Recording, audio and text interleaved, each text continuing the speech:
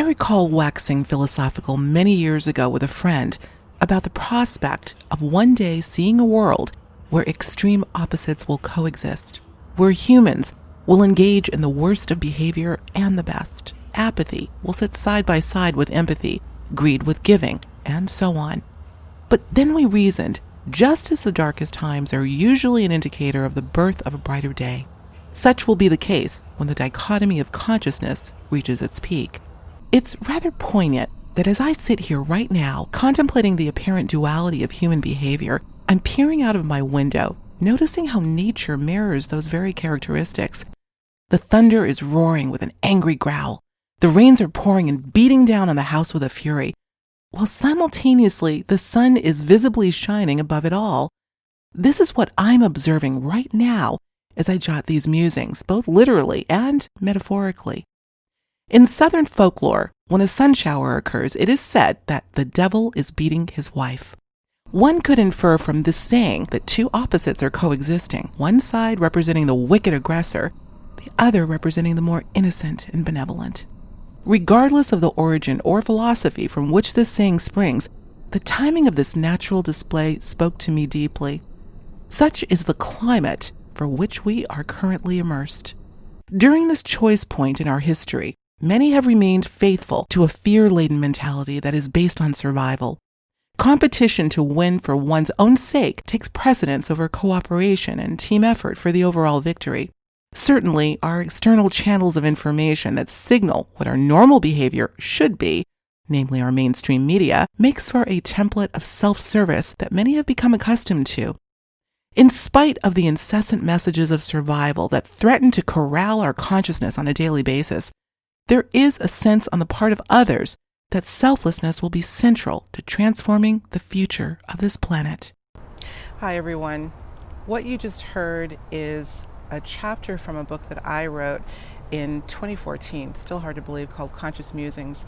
And the name of the chapter is The Dichotomy of Consciousness and the Precipice of Change. You heard just about enough of that piece, hopefully, to capture the sentiment of what I was experiencing 6 years ago. I think what a lot of people were starting to see, what we call the proverbial shift. And what I was really trying to get across is that dichotomy, meaning opposites, polarity and duality, have always been there. But at that time, and I remember having a conversation with a friend, and I can't remember who the friend is, but nonetheless, really having a philosophical conversation, and we were saying to ourselves, we have this sense that when the opposites are on equal footing, that being acts of altruism as well as behavior concerning apathy and selfishness, when those things are at in equal play, we will have reached our peak. And that is when we perhaps will see a shifting of the tide. There are so many references that I want to point out to you in this episode of Conscious Commentary in the Garden. And by the way, let me just say up front, if you like what you're hearing thus far, that being from previous episodes, and have watched the show before, we would so appreciate your subscribing to the channel and liking the episode if you do. So that being out of the way, I wanted to use this to set the stage because of the fact that, again, looking at what dichotomy is, I'm finding that I'm using that phrase a lot these days. I think because we are seeing such an exacerbation of both sides, of selfishness, of fear, particularly, depression, all of the things that I would call the shadow side of us, both individually and collectively, where equally we're seeing acts of kindness like I've never seen before. I mean, this is always, I would say, it's part of the duality. It's part of it's part of how we live. But it seems that at certain times in our history, we will see an acceleration of this. And I dare say during the period that we've been going through in the last couple of months, we've seen that. I want to take you from that to this and why I want to talk to you today.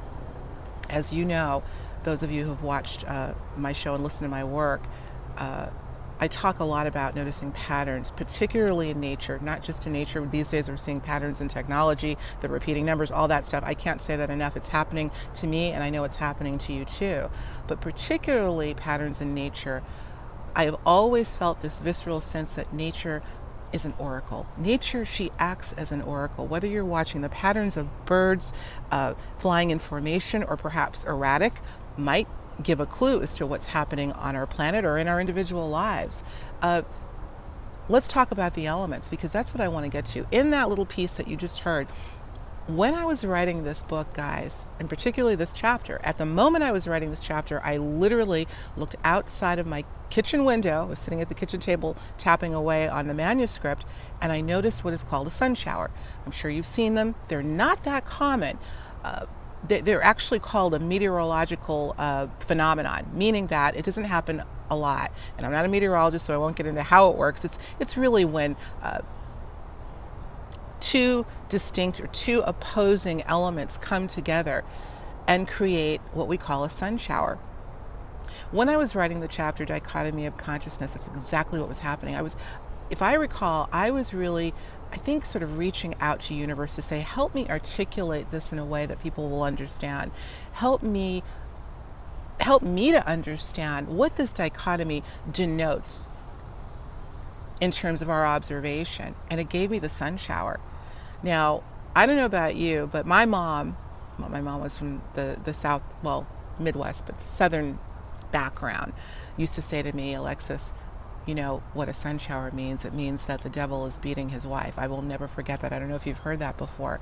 And that is quite common in Southern folklore.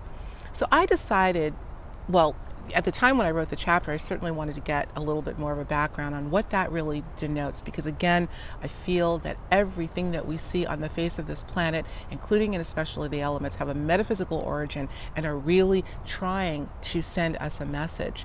I say nature, you've heard me before, is not a metaphor. It is a mirror and an oracle. It's a divination tool. So if this is the case, where did this saying of the devil is beating his wife come from? So I actually decided to look up a little bit of background on perhaps what other cultures, because a sun shower in particular is a meteorological phenomenon and it doesn't happen that often. Oftentimes things that don't happen that often, particularly ancient cultures and indigenous cultures, will derive a symbology from it. And lo and behold, the sun shower is one that there is so much history on in terms of how it is viewed in various cultures. Now, before I get into that, I want to also bring to your attention why I'm bringing this up right now. Guys, I have not seen sun showers this much in the last couple of weeks in all of my life. Maybe I can put a clip. If I can find it, I'm going to put a clip for you so you can see the most recent one that happened about 2, maybe 3 weeks ago, where it was monsoon rain. At the same time, the sun was shining bright, and I thought, oh my gosh, looking for patterns. What is the universe trying to tell us? Well, if that wasn't enough, about a week later, I was driving on the highway on the way home from visiting a dear friend, and what happened? Once again, a sun shower. I can't think of the last time, frankly, I can't think of the last time I've seen a sun shower since the time that I wrote that chapter. So I thought, okay, here we go with the patterns again. What are you trying to tell us, universe? And this is really where I want to go. This is why I'm talking about this today, because along with all the other anomalies that have been happening, for those of you who are sensitive to patterns like myself, this is one of them that clearly stood out. So let's get into the folklore of this meteorological phenomenon. And I want to say this as well. Well, you know what? I'll hold off on the point I want to make. Maybe I'll bring that up in the conclusion. But let's look at some of the other cultures and how they view, wherever it came from, the sun shower. For instance, in Morocco, Algeria, Tunisia, and France, it's called the wolf's wedding. The wolf's wedding. In Bangladesh and West Bengal, India, it's called the fox's wedding. In Bulgaria, there is a saying about a bear getting married. And again, in other cultures, not just in the South, but I believe other parts of the world, not too many. I think this is more of a Southern phrase. The devil is beating his wife. So the question I asked myself is, what are the connotations with all of this? Two things that I found in common, and there's a whole litany of different cultures and how they perceive the symbology of when a sun shower occurs, what it means. So I wanted to procure my own sort of philosophy about this, and looking at patterns and looking at the fact that universe must be trying to send us a message, not just us as innocent bystanders, but as in participants as to what we're going through, and really guide us through it. And here's what I came up with. So we have here mentioned, what did I mention? The fox, the bear, and I believe the wolf. And I asked myself, what's the common thread in this? The animals that are mentioned here. Predators came to me. Predators came to me. These are all considered predator species. And when you think of predator, now again, I'm not talking about the specific animal because I believe all animals have a loving quality, maybe not. But from that symbology of predator, what other words or behaviors come to mind? Mean, aggressive, competitive, about survival instinct. And I thought that's interesting. Now, what was the other common denominator in all of these cultures, from France to Tunisia to Bangladesh? Marriage. There's a whole list that one can find on cultures' perceptions about this sun shower. And undoubtedly, out of all of the countries and cultures that have their own understanding of what this means to them, the two common denominators, well, there are three, and I'm going to come to the third in a minute, are animals and wedding or marriage. And I thought, okay, if I'm going to if I'm going to, again, try to procure some significance to what other people or what other cultures have viewed, juxtaposing that with what I'm seeing right now, with the backdrop of all that's going on, how can I put this together and get a message to deliver to you? Predator species. We tend to think of them as that shadow side, if you will. Let's just break that down. What is our shadow? You know, we may be mean, we may be depressed. It's all about survival. It's about ego. It's about competition. It's about all those things that we really probably don't like too much about ourselves, but they're there. It's part of being human. When you take that, the animal, predator species, all those things that it denotes, and couple that with marriage, here's what I came up with. Are we being asked to commit to marry our shadow? Now, before you say anything, what do you mean marry a shadow? Why would you want to marry something you don't want? I say that what happens in a marriage? You make a commitment with another individual. That commitment requires that you look at all aspects. You have to live with all aspects of that individual, for better or for worse, right?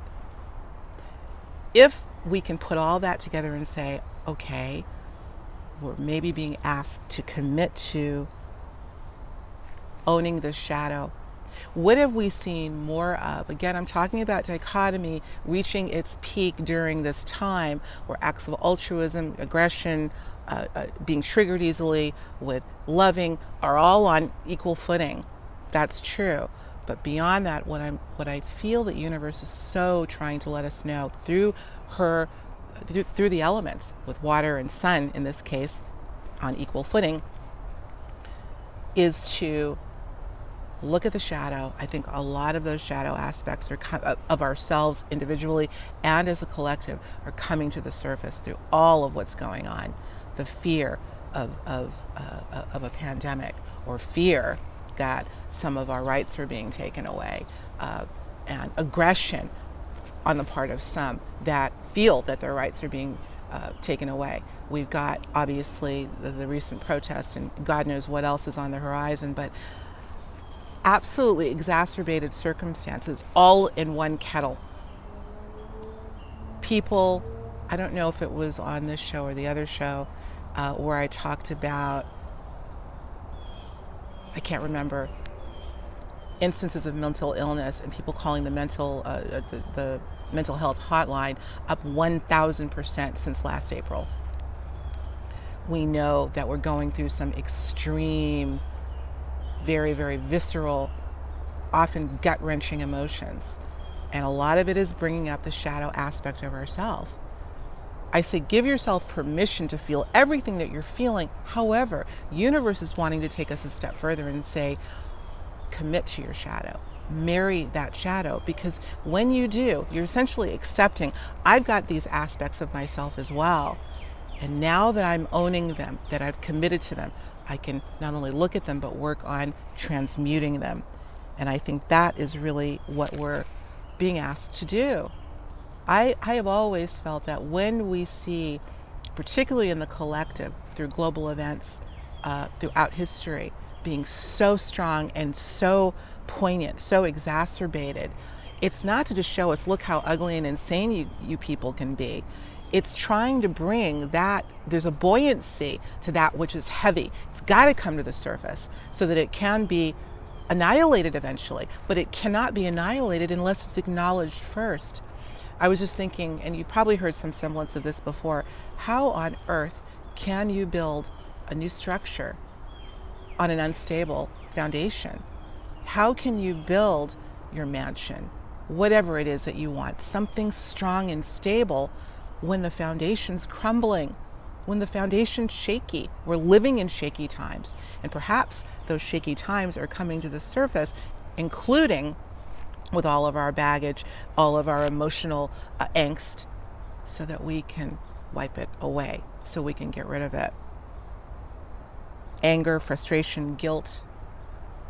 I don't know about you, but I have to admit, even I have found myself on occasion in the last couple, 3 months, I can be easily triggered. And I've really had to talk to myself and say, Alexis, give yourself permission. I think it's okay to give yourself permission to feel anything you need to feel, but acknowledge that this is not how I want to be. So I'm going to acknowledge when it comes to the surface, and then I'm going to work on transmuting it. And this is where I'm going to come back to, I believe we touched on this in the very first episode of In the Garden, where I talked about the earth having the ability, and this is, I'm borrowing somewhat from Sonia Grace and others who have talked about this idea that nature is such a powerful element. It has the ability to take our problems, our challenges, our shadow unto itself, and it has the ability to compost it. I've said this before, guys. I really feel that there's something to this. I really, really do. I wish I could show you. I'd take my shoes off right now. I'm not going to move the camera equipment, but I'm outside in the garden. The grass is coming in beautifully. I'm going to do this later today. Take your shoes off. Get on the surface of the earth and make a affirmative statement.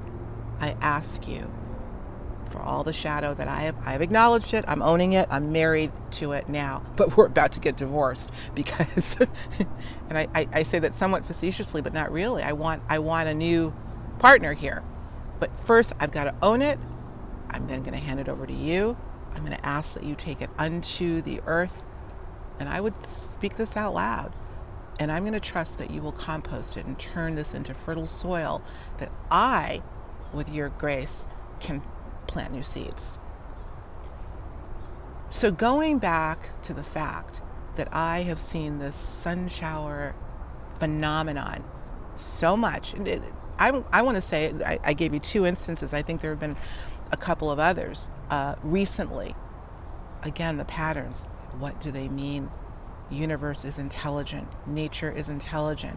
And I would think now more than ever, nature is screaming her heart out to try to let us know exactly what to do. A, turn to her, and B, here's how.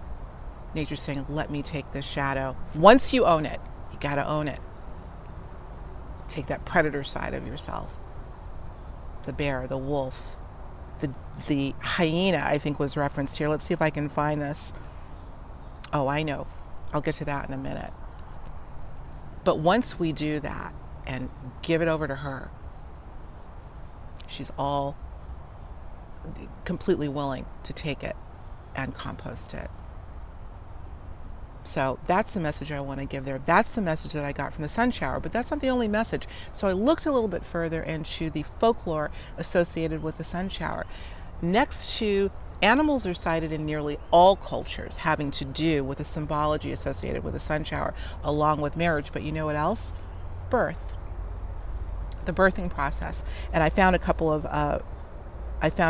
references of cultures and countries that feel that to be the case with the sun shower. I'll give you an example.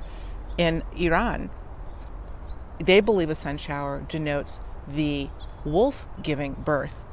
In Nigeria, the lion or lioness giving birth. This is all sun shower. In El Salvador, the deer giving birth. In Ethiopia, the hyena giving birth. Once again, these definitions or understandings don't come out of the blue. They too, that being the cultures that birthed these ideas of associating certain particular natural phenomena with something that they were meant to see, must come from somewhere. They were the ones also noticing patterns. I think we have to get back to noticing how the earth is literally an oracle, a divination tool for us. But it takes some groundwork, forgive the pun. I'm full of puns. I got another one for you. The sun shower is meant to show us the climate that we are currently in. Came to me. But not just as an innocent bystander, us, but as a participant. It is beckoning us to say, all right, Alexis, all right, journeyers, I'm showing you. You've got to be diligent. You've got to be observant. But if you follow the patterns, I will show you the way. And this is what I'm telling you. So we've talked about marriage, marrying that shadow in order to take the first steps of getting rid of it. The second pattern that I saw in how cultures denote the rain, the sun shower, is the birthing process. The birthing process, by the way, is painful. They say that death is they say far less arduous than the birthing process. Coming through that birth canal is a painful, process. Guess what? What we're going through right now is painful, is it not? But look at the pattern there, or look at the process there. Birth is painful, but then you are birthed into a new body and a new life. Isn't it interesting that the sun shower in quite a few cultures denote that birth process? We are, I feel, being birthed. We're trying to. Difficult. Coming through that birth canal is painful, but we're being birthed into a new self, individually, collectively. And I'll tell you something, the more you resist it, the more painful it will be. It's painful enough just coming into a new world, is it not? From the invisible into the visible, out of your mommy's womb and into the earth. Yes, it's painful. What we're going through right now is painful, but we're being asked to do it because when we come out of that canal of tumult, we will be on the other side of this, ready to live a new life in a new body, so to speak. That's what I got from what I have been watching. I have been watching the patterns, as you know, with synchronicity, numbers, a multitude of things. Metaphysically potent time I really feel we're living in. And the sooner we can really give ourselves over, remarry nature, not remarry, but remember with nature, the better off we'll be. Nature speaks a very, very wise, poignant language. You don't need to go to a psychic to learn not just the future, but how to go about your life. Here's your psychic right here. I'm looking at her. Isn't she beautiful? All around us. I implore you, as I am out here in this garden that I love so dearly, and I hope you enjoyed the little in the open where I was talking about dichotomy. I showed you, I think it was a side view right over here of the one of my perennial gardens. So I hope you enjoyed that. All around us, nature, she is, and she is screaming. No, she's not screaming, she's talking loud. Journeyers, I'm here for you. Use me. I am here for you. This is about getting back to basics. If you want to find that magic, put your feet on the ground. Own that shadow. ask her to take that shadow and turn it into something else. Not get rid of it, and it can't be glossed over. It's got to come to the surface. Give yourself permission, let it come to the surface, give it over to her, ask her vocally, I want you to take this unto yourself, compost it, and please return it to me, because I'm ready to be birthed into a new day, if you will. I think that's it. Conscious Musings, I don't know if I held this up. So this is a book that Dichotomy of Consciousness and the Precipice of Change came from, 2014. Actually, it was written in 2013. It was published in 2014. So excited that it went to #1 in several categories on Amazon. So very happy about that. I'll put a link if you're interested in reading the words that I spoke and more. You would think it was 2020 when I wrote it. I think a lot of us were kind of feeling we were on the precipice of change. We're in there now, journeyers. We're in there. So thank you. We're we're in the 4th of July holiday. So interestingly, Independence Day, right? Find your independence in nature, I say.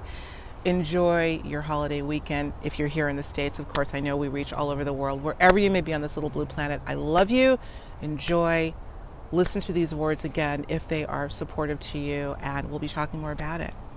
I'll see you next week for Conscious Commentary Live, and of course, Higher Journeys on Wednesday. I'm trying to keep up, but in any case, you'll see me next week. All right, I love you guys. I'll talk to you soon.